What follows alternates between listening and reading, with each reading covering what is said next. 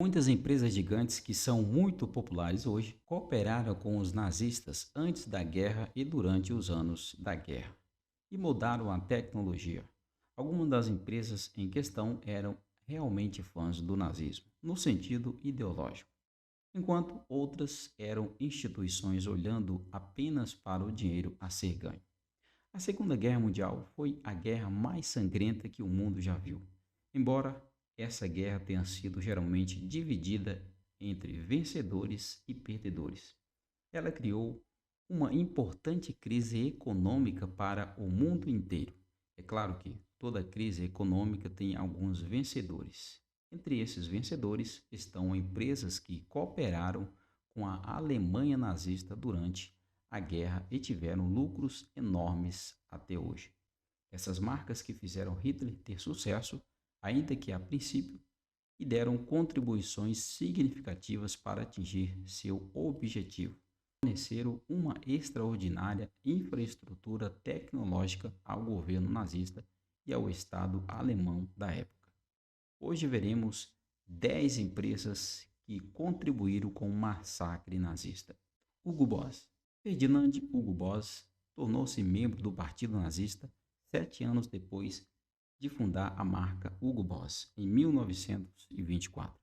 Após a tomada do poder por Adolf Hitler em 1933, ele produziu os uniformes do exército alemão até o final de 1945. BMW. Gunther Quandt, fundador da BMW, era membro do Partido Nazista. A empresa que produzia armas e equipamentos militares em nome do regime nazista durante a guerra empregava 50 mil prisioneiros de guerra e trabalhadores judeus de campos de concentração em suas fábricas. Coca-Cola. Em 1936, quando Hermann Göring, chefe da propaganda nazista, impediu que marcas estrangeiras entrassem na Alemanha, Coca-Cola entrou em ação. A Coca-Cola, que fez um acordo com o regime nazista, retrata o jovem nazista bebendo Coca-Cola nos cartazes publicitários. E na Suarte, ele concordou em ter a fotografia do seu chefe, o Hitler, no verso. Em 1941, quando a Alemanha se tornou o maior mercado da Europa, o governo dos Estados Unidos deixou de exportar a marca para a Alemanha. Então, o representante da Coca-Cola na Alemanha surgiu com uma nova bebida que atraiu a juventude, que era a Fanta. Renault. O fim do fundador da Renault, Louis Renault, não foi como os outros chefes. Ele foi capturado por colaborar com o inimigo após a libertação da França da ocupação nazista. Em 1944, Louis Renault foi enviado para uma prisão perto de Paris e, em um mês depois, foi vítima de um assassinato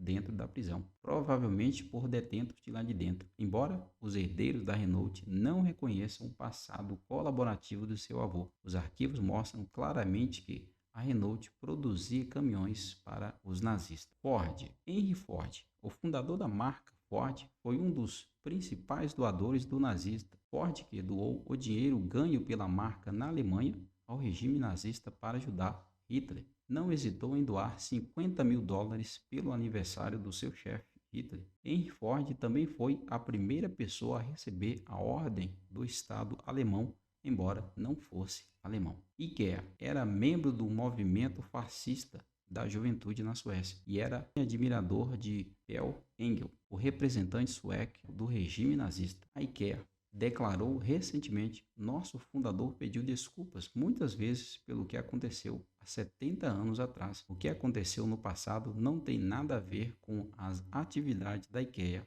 disse ele. Volkswagen. Depois que Adolf Hitler chegou ao poder, ele chamou Ferdinand Porsche, o criador dos carros Porsche, para produzir o carro do povo.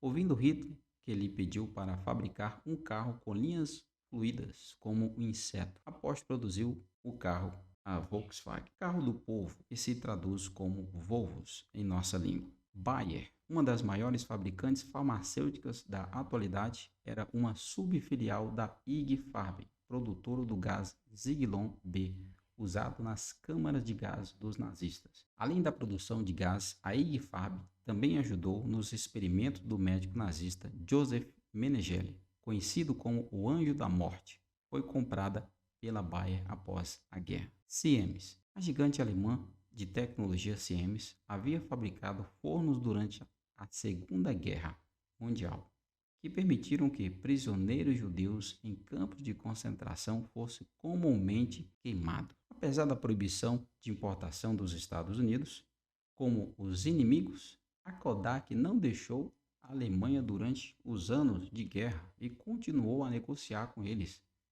E essa colaboração nos forneceu fotografias que usamos até hoje para documentar os massacres cometidos pelos nazistas. Se você gostou desse vídeo, não se esqueça de se inscrever aqui nesse canal para você não perder os próximos vídeos.